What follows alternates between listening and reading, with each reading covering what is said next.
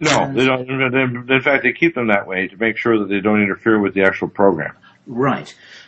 But they're also programmed to capitalize on events as they seem to occur. For example, it's possible that even though BP were incompetent, and there may be all kinds of strange things that happened just before the rig blew, that essentially it was an accident, and then they immediately capitalized on it. Yeah, I call it a non-purpose because they're so incompetent. With all those things, at the very least, they're monumentally incompetent and don't give a damn about the public safety or the safety of their workers. That's for sure.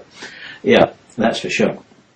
But the idea was that, as you and I have spoken out before, basically human beings aren't smart enough to figure all this out on their own. This is being driven by... No, this is being driven by transdimensional super beings that are, in a sense, the gods of the ancient world, the same ones like Apollo, Apollyon. Exactly. There's a whole list of the names, and I can actually give you the actual names if people want to know. And they can go back to James Weir's Book of Demonology, 1535. They can look at ancient books that are sequestered in the Vatican Library. If people are listening that know about this, that we've known about these beings for a long time. They live for, eons, and or we consider limitless lifespans. They're transdimensional, so they're not limited to our realm of time-space. And they're worshipped, and they're sacrificed to, and they're listened to, and they're obeyed, and all this medieval stuff, right? Yeah, sure. Exactly. Yeah.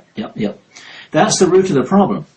That's the root of the problem. And actually, I mentioned on my talk, which is Conspiracy Con, I'm going to expand it to a 6 to 8 hour multi-part talk of my 120 plus slides, that we need to realize that we're dealing with a vast dark empire. It literally is a Star War. It's a cosmic war. Yep. With some of the leaders are these amphibio Draco reptilians called the Gorgons, and there are other affiliates that are extremely advanced, very malevolent. They are totally a predatory civilization that literally consumes us and every other civilization they try to come in contact with.